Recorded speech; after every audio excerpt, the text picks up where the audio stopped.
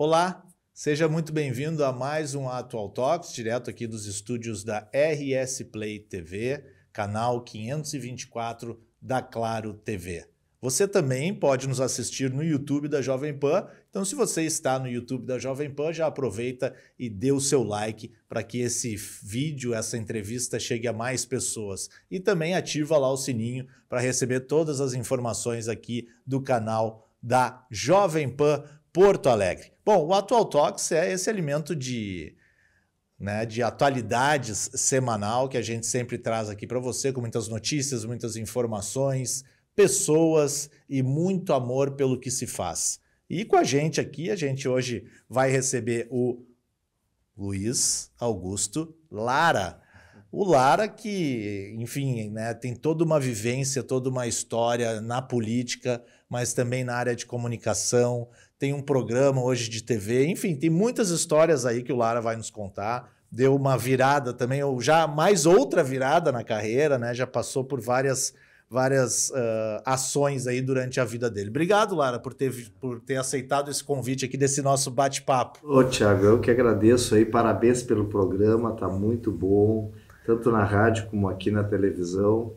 Realmente tu sempre fosse muito competente, né? E nessa nova missão aí tá cada vez melhor. Parabéns aí. Eu que te agradeço, né, por esse carinho e por estar aqui com a gente e trazer um pouco da tua experiência, não só na área da política. Mas eu queria que tu começasse pelo começo, como a gente diz, né? Tu vem do interior do estado, né, de Bagé, né? E nasceu lá, foi para lá. Como é que é essa tua história na tua infância? Eu sou de Bagé, nascido lá. A minha família veio da Espanha, né? Meu avô veio da Espanha. Até hoje nós temos família lá em Madrid, né? Temos um teatro lá. Olha que legal! A família tem o teatro ali perto da Gran Via, em Madrid. O meu avô foi senador lá em Madrid, né? E a partir dali, essa coisa de eventos e política, ela acabou me chamando a atenção desde novo, né? Eu sou publicitário, sou bacharel em Direito e desde muito cedo comecei a trabalhar com eventos na cidade de Bagé. Aí, depois de Bagé, tive, né, parcerias, né, em eventos em Punta del Este, no Cassino, na cidade de Rio Grande, que é onde o veraneio ali daquela turma da fronteira se divide um pouco no Cassino, um pouco em Punta del Este ali, né? E então eu aproveitava principalmente a temporada de verão para fazer esse trabalho lá. Ali conheci muita gente, né? Muitos amigos. Na época do Barraca Blue do Cassino, eu tinha um sócio, né, lá de Rio Grande, que é o Sandro Boca. Sim, que Sandro hoje, Boca. né, foi deputado, hoje está lá na Portos RS.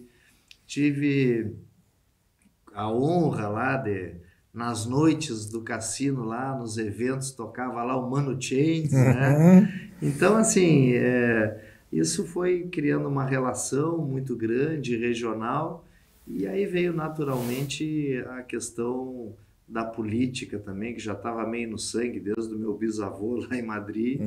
E aí foram aí, né, 6 mandatos de deputado, 3 mandatos de gestões de secretário de Estado, né? E isso acabou me dando assim uma bagagem, né, de conhecer mais profundamente a política, criar muitas relações. E hoje, né, como empresário, que esse é o meu DNA, né? Passei um tempo na política, mas venho da iniciativa privada. Hoje eu tenho empresa brasileira de comunicação que faz comunicação institucional, governamental, corporativa aqui para algumas empresas aqui do Brasil e até no exterior a gente trabalha. Que legal. Isso, claro, demonstra também toda a boa relação que tu fizeste, né, ao longo de todos esses anos, não só na área de eventos. Mas esse início, assim, lá, né, como produtor de eventos, eu já ouvi muito tu falar sobre isso. Isso te traz um orgulho, né? Tu poder reunir as pessoas e poder proporcionar prazer, né, para as pessoas. Tu acha que foi aí também que começou essa tua lógica de de melhorar a vida das pessoas de alguma forma? Assim, os eventos, eles deixam, eles trazem um legado muito leve, né, de alegria para as pessoas, né? E isso eu tenho muito presente comigo até hoje, sempre que eu posso, não comercialmente, mas eu estou reunindo amigos, estou fazendo jantares, estou fazendo, né, reuniões para que a gente possa confraternizar, porque eu acho que até mesmo as grandes ideias nascem nesses momentos de descontração, né? Muitas vezes, né, Tiago, não é nos gabinetes, nas salas de escritórios, mas é na volta de uma mesa, com uma boa comida, né, com vinho, com um espumante, que ali as coisas fluem, né? E isso eu tenho muito presente, que realmente é a parte boa da vida, né? Claro que com moderação e tudo mais, mas é ali que a gente dá risada, que a gente se diverte e que reúne os amigos, porque coisa mais triste eu acho que é passar numa vida, uma vida inteira só trabalhando e não podendo reunir os amigos, dar risada, né? Eu tenho até hoje, né, em Bagé, quando eu volto em Bagé, eu tenho os meus amigos quando eu tinha 8, 9 anos, que faziam judô comigo, e iniciaram lá o meu primeiro grau na época, hoje ensino fundamental, né, e jogavam basquete, até hoje amigos de 40 e tantos anos, assim, que a melhor coisa é quando a gente se reúne para dar risada e relembrar, né? Aquela história de relembrar é viver, é verdade, viu, Tiago? É verdade. É verdade. E né? o que tu mais lembra, assim, desse teu momento lá ainda em Bagé, no cassino, em Punta?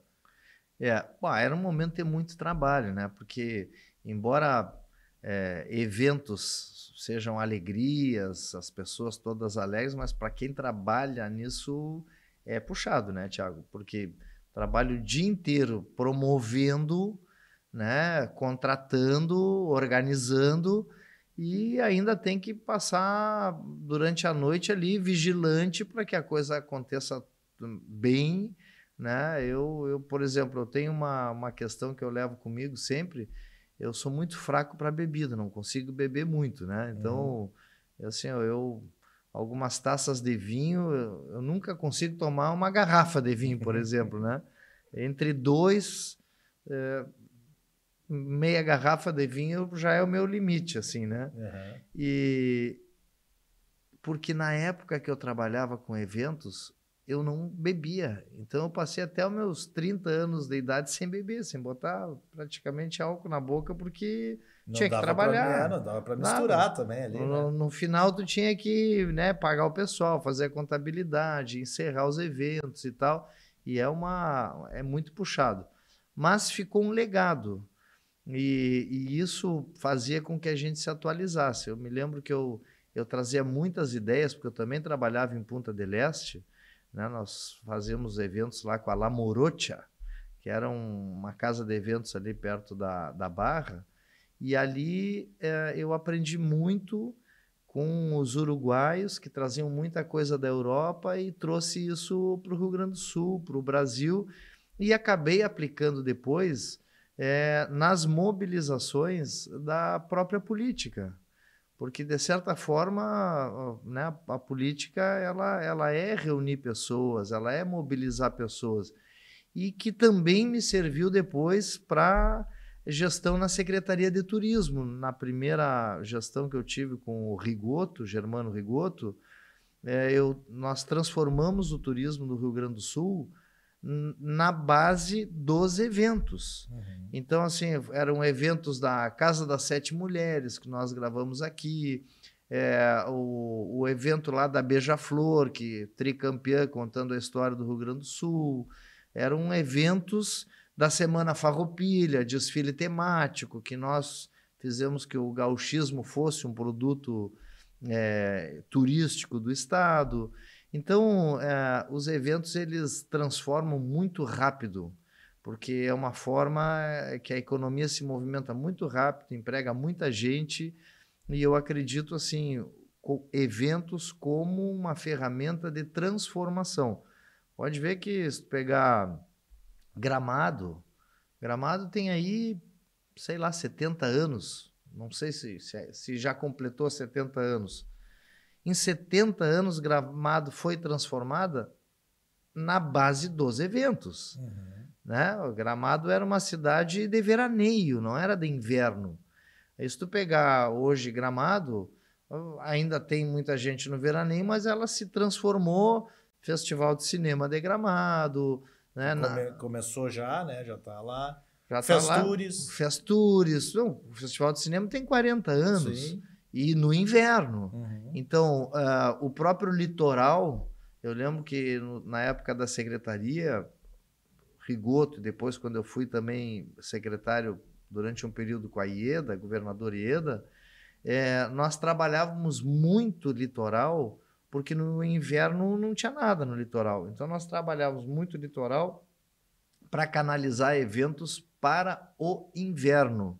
E hoje o litoral vive o ano inteiro. A festa do peixe em Tramandaí, Festa né? do peixe, nós tínhamos rodeios, campeonatos de surf, eventos de clubes de mães, tudo no inverno para movimentar o inverno. Então, assim, o evento ele é transformador, né? Ele agrega muitas pessoas, ele dá um outro ânimo para as cidades que fazem, né? E emprega muita gente, né? De forma, digamos, agrega muito a economia de uma cidade, de um estado, de um país. Então, eu vejo isso como quem quiser dar o seu recado, fixar sua marca, um evento, ele é importante. Pega hoje aí o próprio Planeta Atlântida, que o Eugênio, os guris fazem.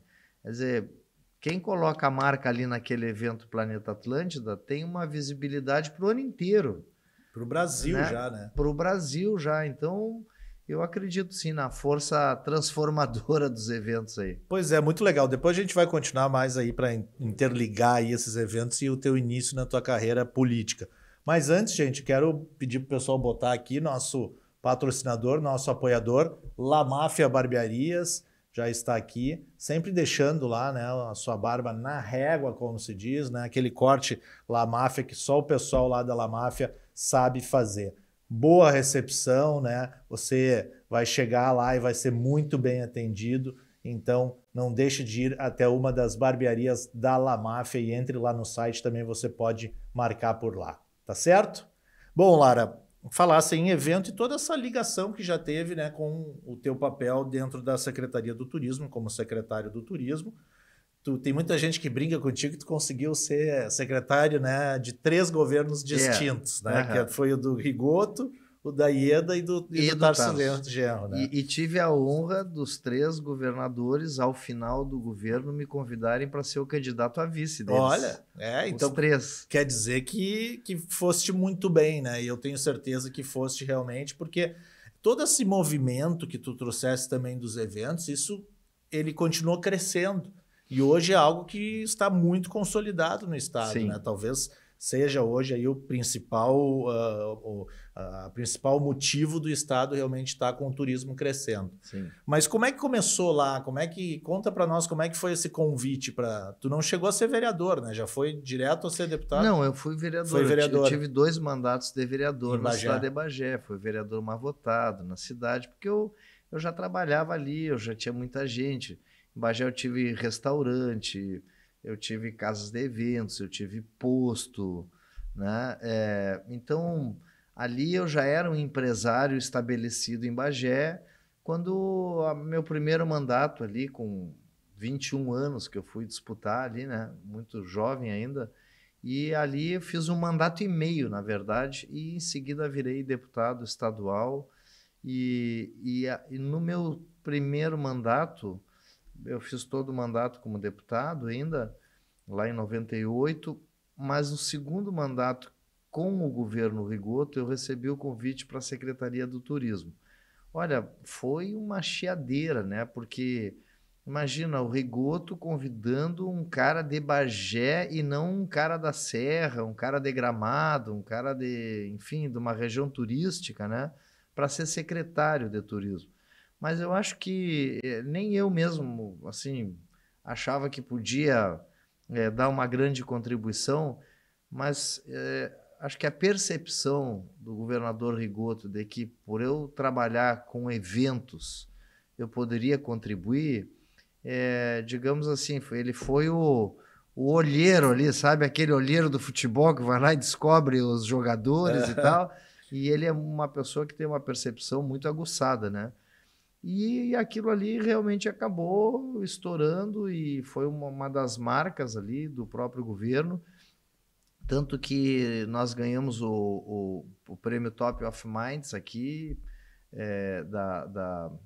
da DVB, né? Top de Marketing, perdão, Top de Marketing da DVB, porque com um orçamento de 2 milhões, que não era nada, né, na época, nós geramos uma mídia espontânea de 54 milhões com as novelas que trouxemos para cá, com a Rede Globo, que nós fazemos as locações aqui.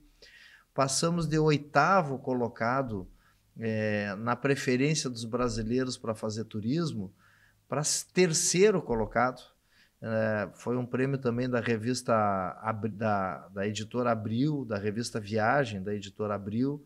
Nós fomos lá em São Paulo receber essa colocação, quer dizer, 3º colocado. Ficamos, na época, atrás do Rio de Janeiro, de Santa Catarina e Rio Grande do Sul, que foram os 3 primeiros colocados naquela época, né? Poxa. Então, assim, o Rio Grande do Sul estava muito em voga, estava muito sem dinheiro para divulgar, mas através dos eventos, no caso, as locações das novelas, Casa das 7 Mulheres, novela Chocolate com Pimenta. Em contrapartida, a Rede Globo fazia programas da Ana Maria Braga, do Video Show. Então, aquilo ali deu uma visibilidade muito grande e é isso que eu digo, é a força dos eventos que transformam, né? Tem a condição de transformar, para o bem ou para o mal, né? Nós agora estamos aí com uma COP30 que tinha tudo para ser, né, o grande evento consagrador e quase 30 países deixaram de vir em função da organização que não está bem feita, dos preços abusivos dos hotéis. Então, tudo isso nós tivemos que fazer aqui. Nós, durante o governo, a primeira gestão, nós tivemos que colocar selo nos hotéis e restaurantes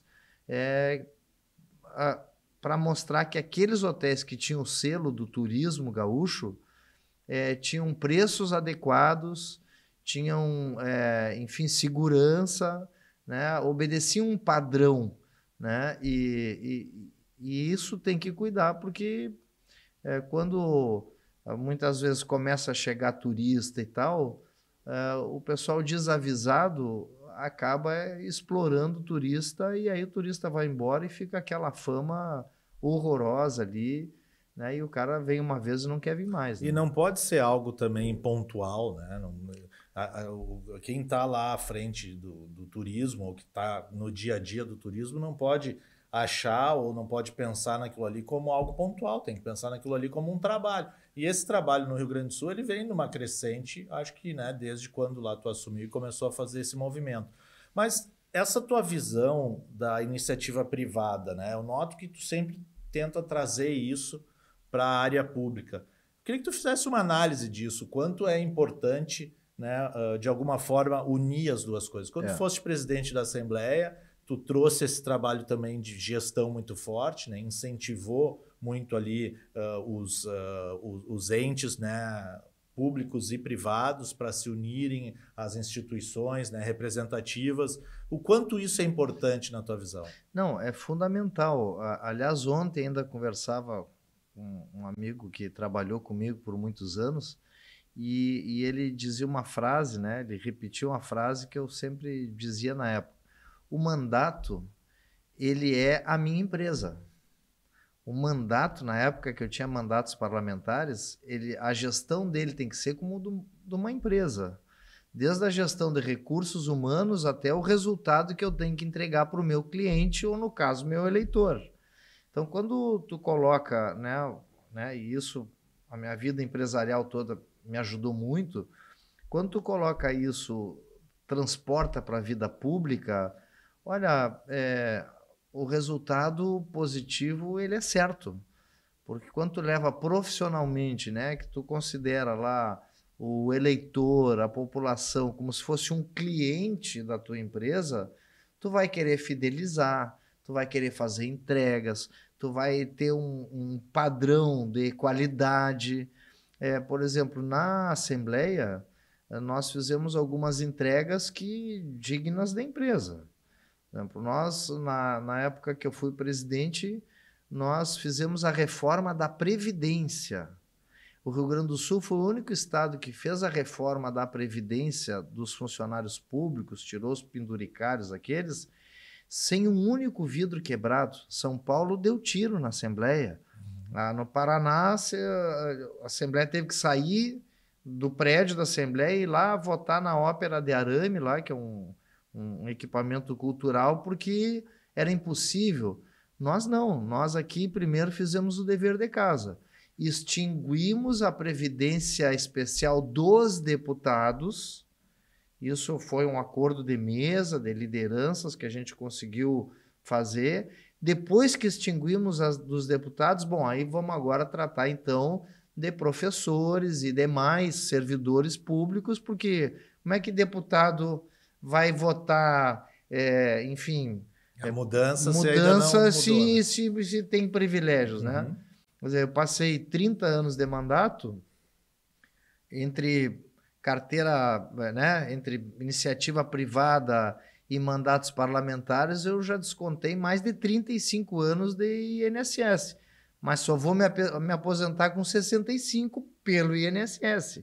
No Rio Grande do Sul, o deputado não se aposenta mais. Então, isso foi uma questão de gestão, né? Olha, coerente com o que seria uma empresa privada fazendo. Nós fizemos na Assembleia e tu participasse muito disso, duas iniciativas que até hoje continuam na Assembleia, que é valores que ficam, que, pô, todo mundo reclama que o dinheiro que a gente já vai para Brasília e não volta. Bom, mas tem dinheiro do imposto de renda que pode ficar aqui e que o pessoal estava pagando e não estava deixando aqui. Fizemos uma mobilização e hoje são milhões de reais, né? Mais de 200 milhões de reais que estão ficando no Rio Grande do Sul todo ano através do desconto do imposto de renda que as pessoas físicas e jurídicas podem fazer para fundo da criança, fundo do idoso, né? Então, assim, também um monitoramento de projetos estratégicos, né? Que foi uma coisa que a Assembleia fez, porque a Assembleia tem que fiscalizar. Mas fiscalizar não é só criticar, é chamar para saber como é que está andando tal projeto. E eu lembro que na época nós reuníamos, e até hoje a Assembleia continua reunindo, né? As forças vivas, né, do Estado, Judiciário, Ministério Público, enfim, entidades empresariais, Federação, para monitorar os projetos que estão em andamento. Então, por exemplo, o aeroporto, a pista do aeroporto estava trancada. A hora que a gente começou a monitorar, a cada 90 dias fazendo reuniões, o Ministério Público vinha, olha, está trancada porque a prefeitura não deu as casas para o pessoal lá da Vila Dique que precisa ter moradia. Aí a prefeitura na outra, não, agora nós já temos as casas. E assim a gente foi destrancando, está aí a pista do aeroporto. Estou dando um exemplo, mas foram foi o vários, Cresce-RS. né? O Cresce-RS é que até hoje a Assembleia mantém como uma forma de monitorar os projetos essenciais. Por quê? Porque nós temos que ultrapassar a barreira de projetos de governo ou governos. Os projetos têm que ser de Estado. Entra governo de esquerda, de direita, de centro, mas tem que ter projetos que continuem independente da ideologia. E foi o que a gente tentou fazer e deu certo. Hoje a Assembleia monitora projetos de Estado. Olha, isso aqui interessa para a Assembleia, por exemplo, agora nós estamos aí com os projetos de proteção às cheias. São projetos importantes para o Cresce-RS, para a Assembleia monitorar, para saber como é que está o andamento. Enfim, independente do governo, isso tem que acontecer. Está acima de ideologias, né? Então, assim, poder fazer, monitorar, acompanhar e implementar projetos de Estado é uma filosofia que o Rio Grande do Sul precisa ter, porque senão um vai lá, avança, aí entra outro, retrocede, esse governo fez alguma coisa, eu vou lá e desfaço porque não é do meu governo. Isso fez o Estado padecer muito e caminhar muito para trás, né? Parece que agora as coisas estão tendo uma certa continuidade e que bom, porque isso é cultural, né? Exatamente. E também no Brasil, né? A gente, infelizmente, ainda daí tá padecendo com essa polarização, né, Lara? Mas, assim, essa questão que tu trouxesse de serem dos projetos não olharem a quem, né? E da cobrança não olhar a quem, não olhar se é de esquerda, de direita, não olhar o projeto político ou de governo e sim olhar o de Estado. É mais ou menos como a iniciativa privada, né? A iniciativa privada foca no resultado, independentemente da onde veio. Não, pode ver agora com o tarifaço aí dos Estados Unidos, com a taxação do Trump. Se não é a iniciativa privada entrar em campo para tentar fazer alguma mediação, a iniciativa privada brasileira com a iniciativa privada americana, seria uma tragédia total. Já não é bom o que está acontecendo, mas seria muito pior. Por exemplo, vou dar um exemplo. Nós temos aqui a Celulose do Brasil, a CMPC, que está fazendo o maior investimento privado do Brasil, 25 bilhões, que vai gerar, num primeiro momento, 12 mil empregos na Barra do Ribeiro. Se tivesse 50% de taxação, como teria no início, certamente esse investimento não aconteceria, porque vai vender celulose como 50% a mais.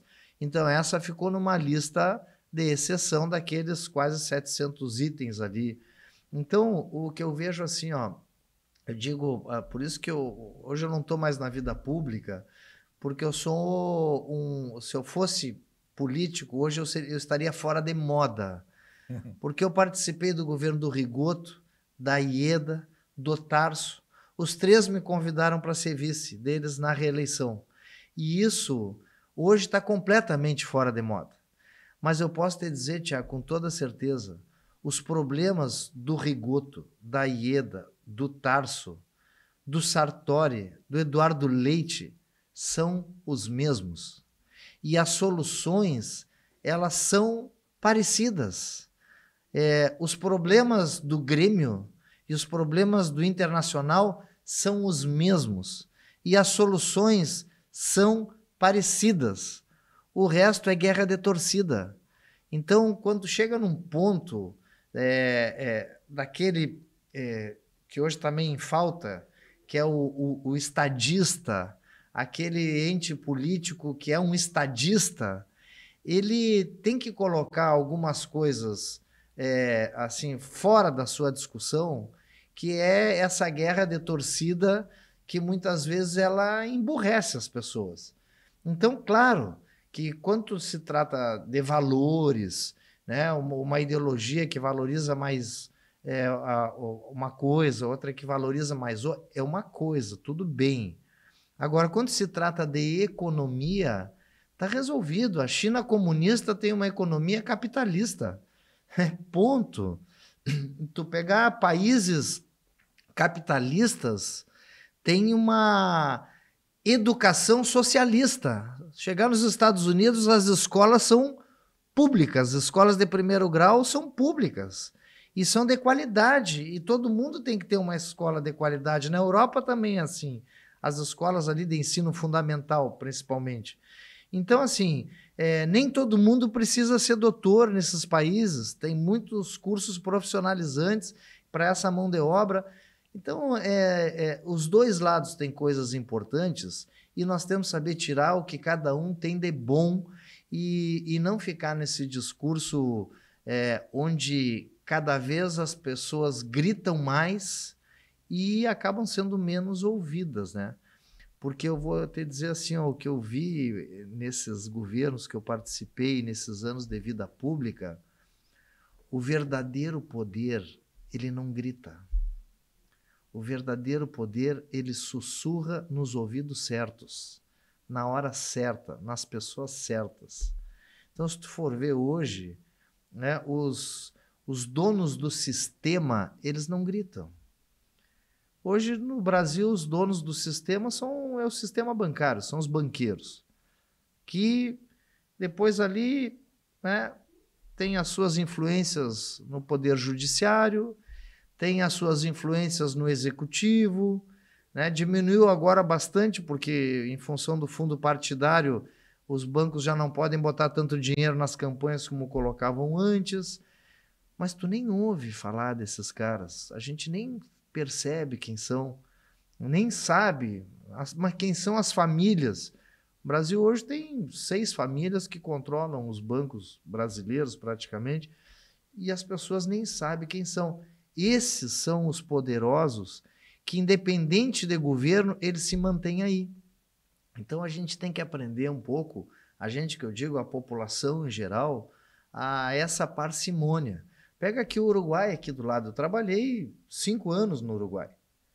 Uruguai entra Mujica, Lacage, entra colorados, blancos, enfim, tal, esquerda, direita, até faz algum, né, o discurso, algumas coisas, algumas concessões ideológicas, mas na economia do Uruguai ninguém mexe.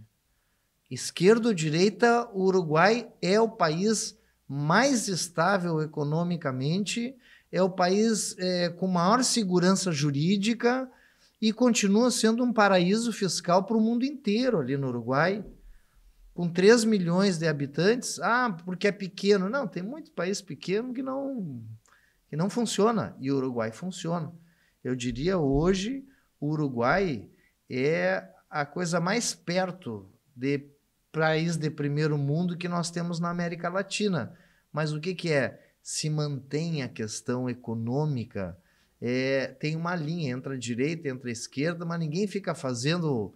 não, agora vamos gastar todo o dinheiro, vamos, né, aqui, azar do ajuste fiscal. Não. O pessoal se mantém economicamente.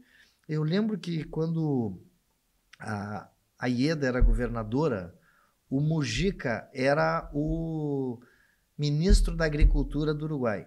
E ele veio aqui na Expo Inter. E eu era secretário do turismo, estava ali promovendo turismo, e a governadora Ieda não tinha chegado no parque e me ligou ali, o ajudante Eor, disse, olha, chegando aí o ministro da Agricultura do Uruguai, Mujica, ele ainda não era presidente, e recepciona ele aí e tal, que daqui a pouco a governadora está chegando e tal, mas recepciona ele aí. Por que eu vou fazer com esse cara, né? Coloquei ele num carrinho daqueles elétricos que tem ali e fui mostrar o parque para ele. E aí, lá pelas tantas, conversa vai, conversa vem, eu pergunto para ele assim, mas que bom, né? Os Estados Unidos agora conseguiu abrir o mercado americano, está exportando carne uruguaia para o mercado americano por um valor bem acima, né? E aí o Mujica olha assim, mas isso não é muito bom para o Uruguai, porque encarece muito a carne para o povo uruguaio. Dentro da filosofia dele estava certo, encarece muita carne, os americanos exploram muito e tá.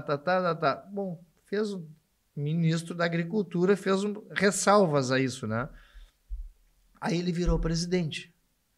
E a primeira coisa que eu me lembrei quando ele virou presidente, eu disse, agora ele vai cortar essa carne para poder baratear a carne para os uruguaios. O que fez o Mujica com a exportação de carne? Nada. Continuou até hoje o Uruguai exportando a melhor carne deles para os americanos. E na fronteira compra carne brasileira que é mais barata e está tudo resolvido e vamos em frente. Então tu vê que por mais que se tenha algum discurso, alguma posição, mas na economia, né, na questão fiscal, nas exportações, nas relações exteriores do país, ninguém mexe, porque custa muito caro à população. E aí, de novo, né, também tem uma visão que é uma visão de iniciativa privada, que é tu não mexer em algo ali que vem funcionando. E essa questão, por exemplo, de gastar mais do que se arrecada, isso realmente acaba quebrando o país e a gente está vendo aí. E aí isso é uma questão daí, que claro, né, que daí não é uma política de Estado, vira muito mais uma política de governo e uma política eleitoreira, né? Tu que passou por isso, né, em vários momentos, assim, de se reeleger. Como é que tu vê isso agora que tu tá fora, né? A gente sabe que os políticos muitas vezes eles entram lá para já pensando na reeleição. Como aliar isso? Porque é possível aliar, né? É possível aliar a entrega ou a entrega já está embutida à reeleição. Mas tem uns que não se preocupam tanto com a entrega, né? Se preocupam muito mais com a reeleição. Mas acontece que a reeleição depende da entrega. Então, assim, para quem entra num governo, né, as 3 vezes que eu fui secretário e sempre fiz as maiores votações do meu partido, precisava de 30, 35 mil votos, eu fazia 70, 68. Né? Então, assim, os 3 primeiros anos, tu não pode pensar na reeleição. Os 3 primeiros anos, tu tem que pensar no resultado. O primeiro ano e o segundo ano, que o resultado não vem, tu não pode ficar querendo agradar, que tu tem que resolver.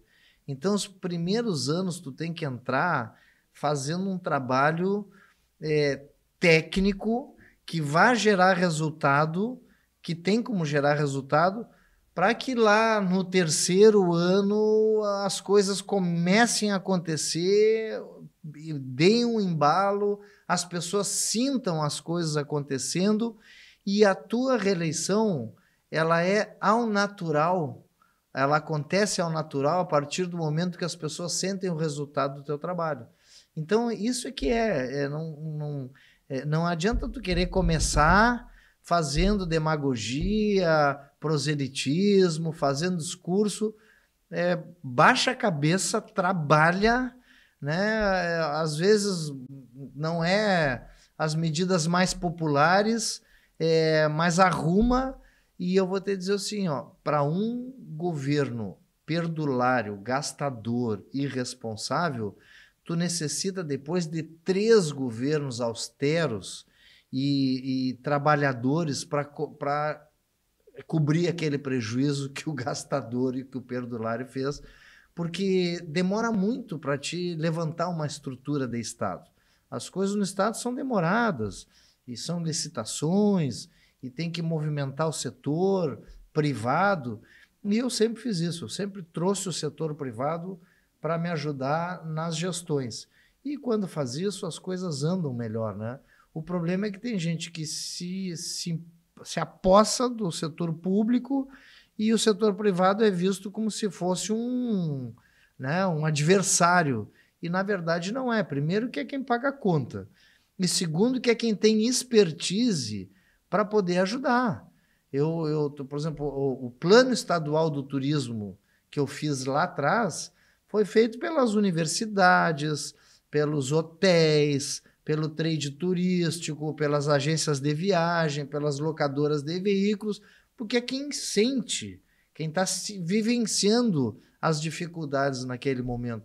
E na hora que eu precisava trazer os eventos aqui, a Rede Globo e tal, o pessoal era o primeiro a colaborar com passagens aéreas, com hospedagens, com alimentação, com locação de veículos, né?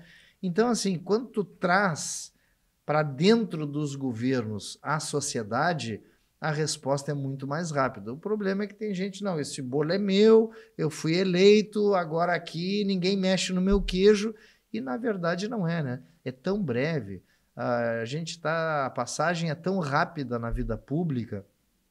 Eu tive 30 anos e parece que foi porque não dá tempo, tu não para nunca, nem sábado, nem domingo, a aceleração é muito grande. Então, assim, que se a gente puder trazer a sociedade para dentro, e muitas vezes a sociedade quer participar, mas como ela não é chamada, ela também diz, olha, sabe de uma coisa, eu não vou me meter nisso, que é um grande equívoco, né? Claro, não aqui querendo defender ou não defender, mas olhando mais pelo lado empresarial, geração de emprego, geração de renda, né? Agora, há poucas semanas, a gente teve um exemplo do do Ravan, né?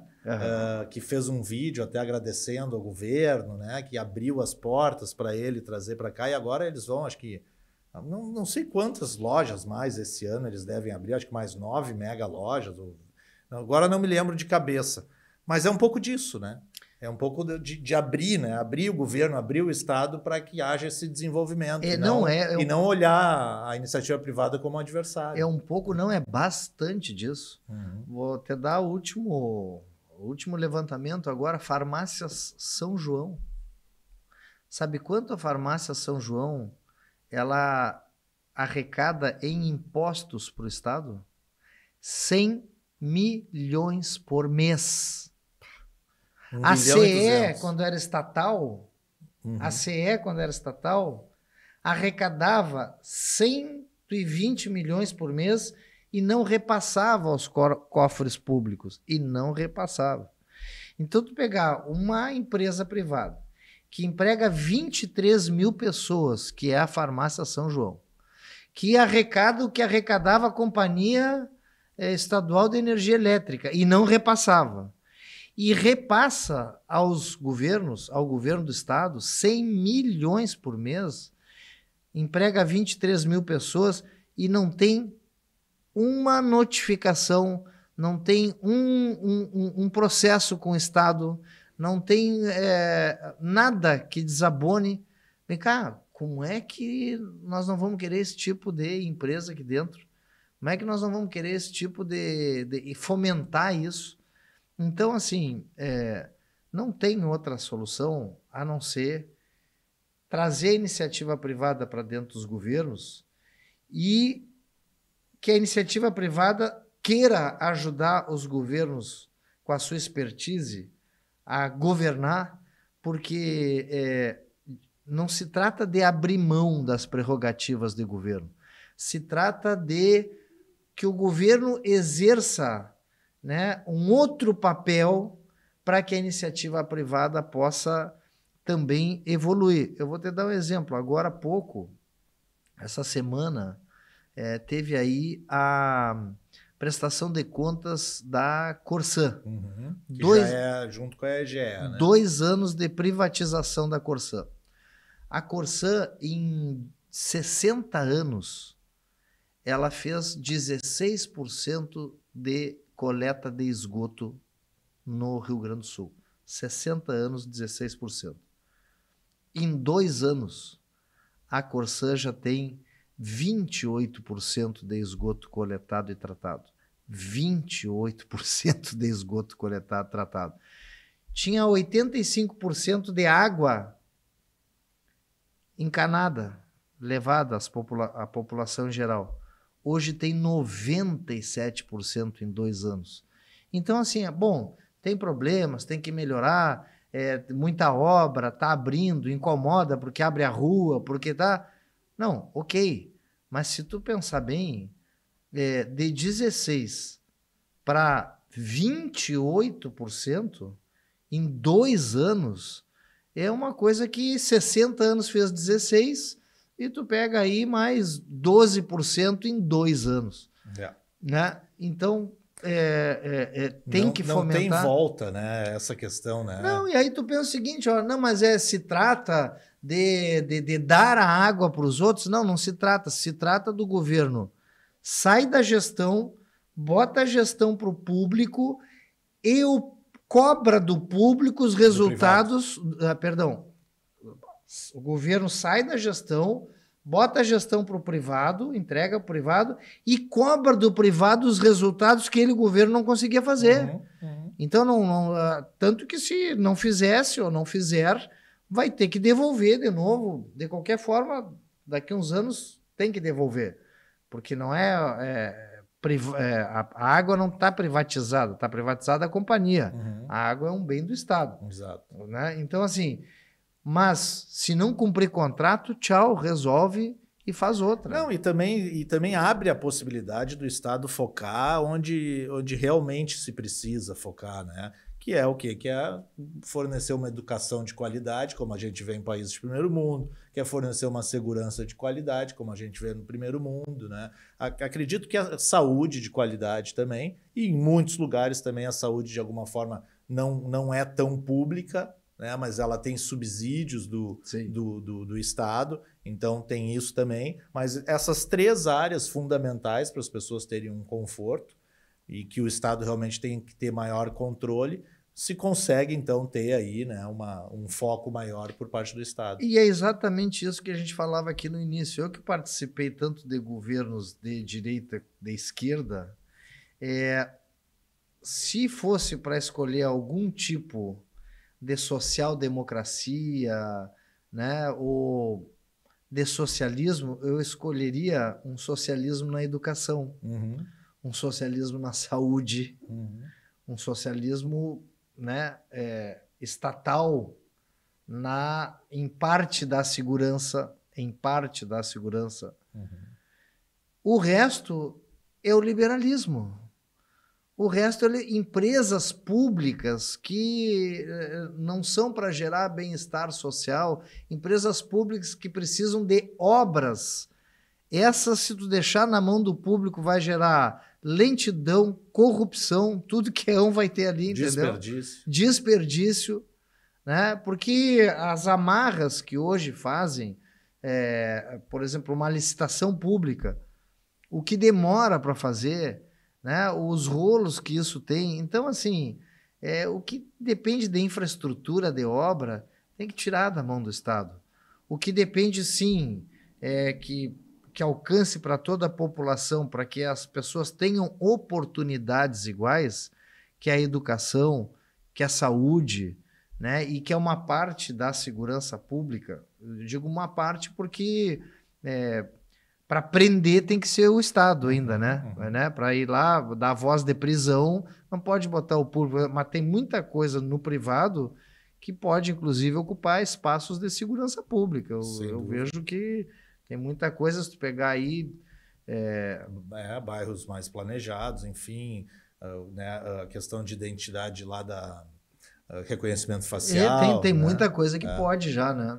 Mas, Lara, assim, para a gente encerrar essa parte da política, depois eu quero falar um pouquinho mais sobre o Lara, né, como pessoa, né, família, né, o que gosta de fazer. Já sei que gosta de reunir os amigos, tomar um bom vinho, né, uma boa espumante.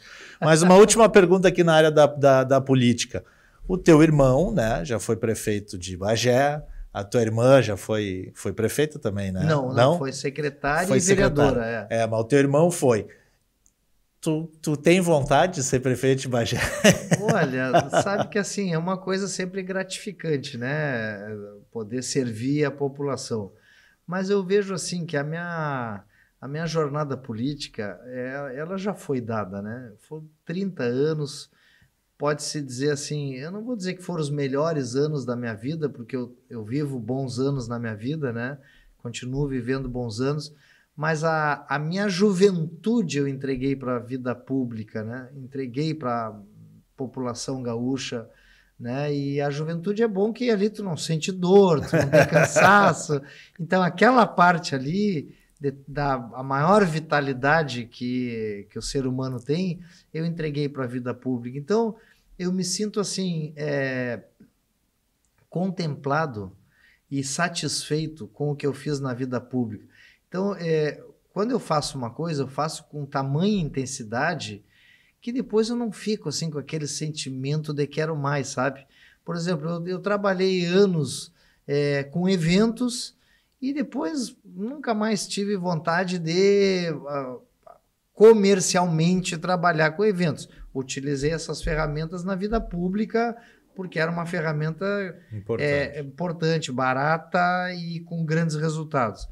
Mas assim, mas quem sabe, amigos meus do Uruguai, nós temos agora aqui que tem espaço para fazer eventos. Não, me convidem quando vocês tiverem um evento, eu vou. Na vida pública, eu vejo a mesma coisa, né? Eu agora que retomei, né, a comunicação institucional E tudo é uma soma, né? Uhum. Eu trabalhava com comunicação e depois trabalhei com a questão governamental. E hoje eu trabalho com comunicação institucional, governamental e corporativa. Então, é um acúmulo de coisas. Legal. Que hoje eu cheguei num ponto que eu consegui reunir tudo isso, né? Porque as grandes empresas, Thiago, elas têm muita eficiência, assim, produtividade, economicidade, na técnica, mas eu sinto que tem um espaço importante para alguém, né? Para um serviço de comunicação, né, mais, digamos assim, sintonizado, mais detalhado, Mais próximo, mais né? próximo, entende? Então, assim, tem uma empresa, ela está fazendo alguma coisa numa cidade, está implantando uma empresa numa cidade, ela tem que comunicar bem aquilo, ela tem que trazer a comunidade para junto dela, ela tem que entender quem são Se relacionar, né? os stakeholders ali, que são aquelas pessoas de influência na cidade. Ela tem que se relacionar de uma forma orgânica. Ela não pode chegar invadindo. Simplesmente botar um anúncio, né? E achar que está tudo tranquilo. E achar que comunicação é colocar anúncio. Não é. Não é. Se eu dependesse lá no turismo, na época dos eventos, de colocar anúncio em rádio para mobilizar pessoas, não ia mobilizar ninguém, ia ser um fracasso. Agora, essa coisa orgânica é que eu sinto que tem um espaço no mercado hoje, porque as empresas se profissionalizaram muito, são empresas hoje globais, né, nacionais, mas que precisam de uma identidade local. E é esse o papel que eu faço. Legal. De tentar trazer a identidade local para dentro das empresas que não nasceram ali, mas vão contribuir muito e por muitos e muitos anos naquela comunidade. Mas a gente sabe também que, obviamente, em todo lugar vai ter o que a gente chama aí dos caranguejos que vão olhar, né, de forma... Enfim, de forma enviesada, né, para essa empresa, e aí se torna também ainda mais importante essa comunicação mais próxima. Né? Faz parte, porque eu tenho assim, eu classifico os grupos políticos em 2 grupos, tá? Eu não digo nem os de esquerda e nem os de direita. Embora tenha a questão ideológica, mas na prática, não na ideologia, na prática, tanto na esquerda como na direita, tem 2 grupos políticos que são o seguinte: os que fazem política para unir, para aglutinar em torno de algum objetivo comum, para o bem comum, e os que fazem política para dividir. Então, onde tem alguma aglutinação, eles vão lá para dividir, porque eles ganham na divisão, na discórdia, no nós contra eles, nos eles, independente de ser esquerda ou de direita, na prática tem 2 tipos de postura política, independente da questão ideológica. Então, sempre vai ter o que vai... não, mas tá todo mundo lá, que isso vai ser bom para a cidade, isso vai ser bom... não, mas se eu criar discórdia, eu vou pegar uma fatia do público para mim. Então, aí, mais do que nunca, uma comunicação adequada, uma comunicação que faça com que aquela empresa tenha o pertencimento da cidade, com que aquela empresa entenda o ritmo e a cultura da cidade e coloque isso dentro dos seus valores, né? Essa comunicação, eu diria que é uma comunicação quase de guerrilha, né? Porque é uma coisa que tu não faz colocando anúncio, como tu disseste, né? Tu faz levando as pessoas para conhecer, participando, a empresa participando dos eventos da cidade, daquilo que tem valor para a cidade.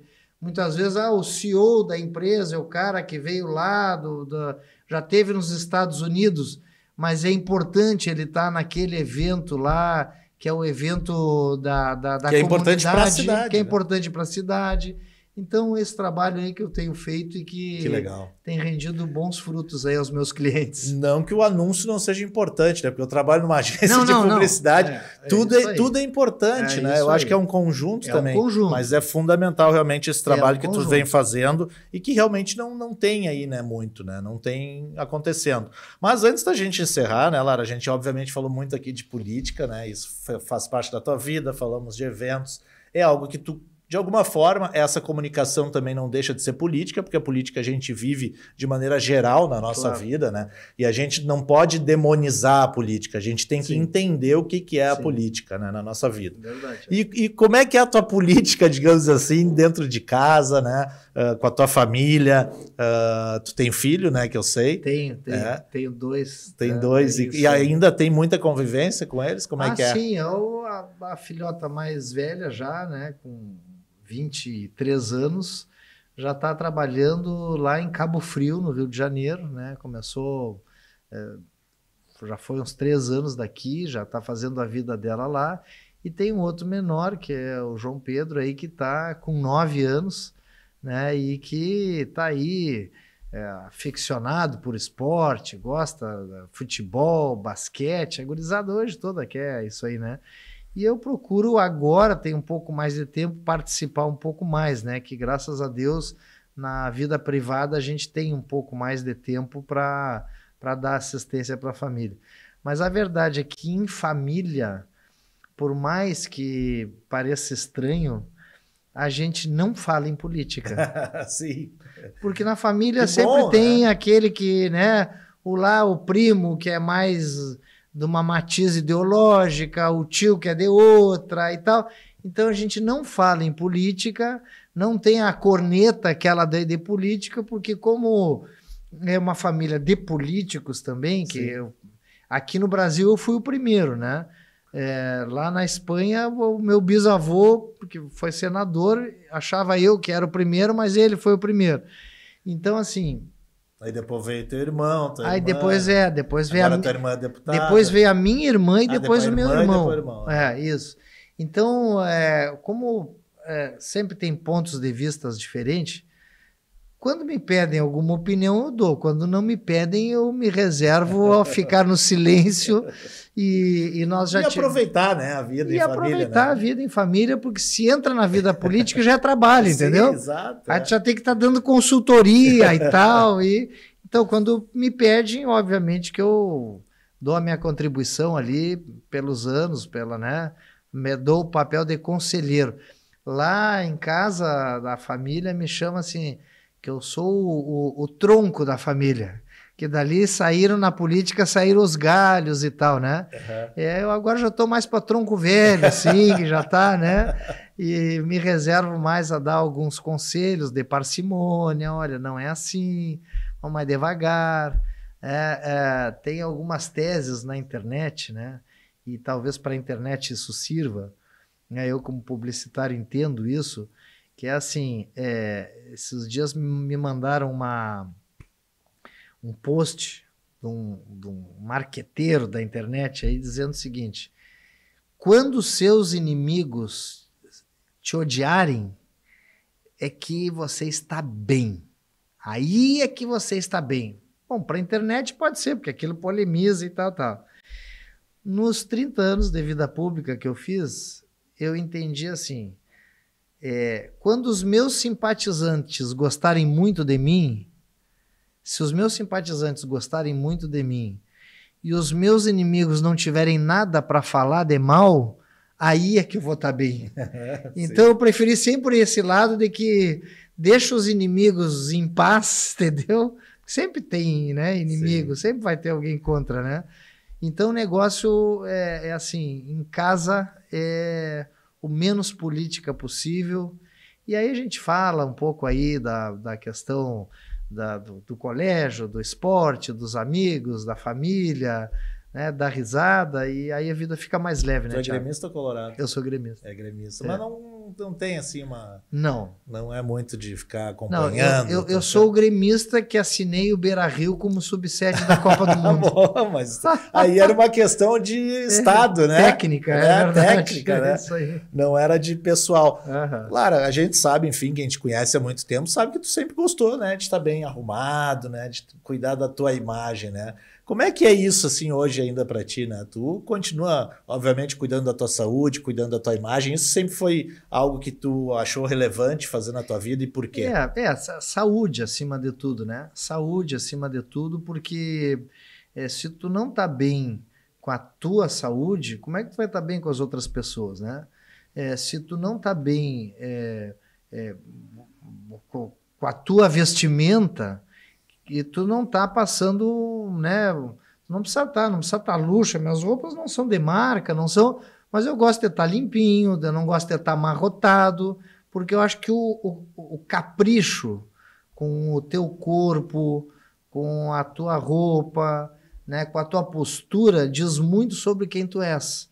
Porque o cara que não tem capricho com ele mesmo, ele não vai ter capricho com nada.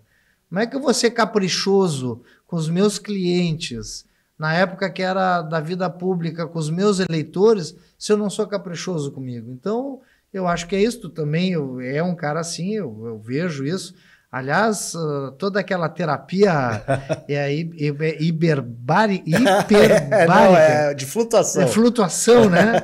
que tu trouxesse inovadora para cá. É na questão da saúde, sim, né? Eu já nem tenho quase cabelo na cabeça, mas o pouco que eu tenho tem que estar mais ou menos cortado, tem que estar um pouco, né?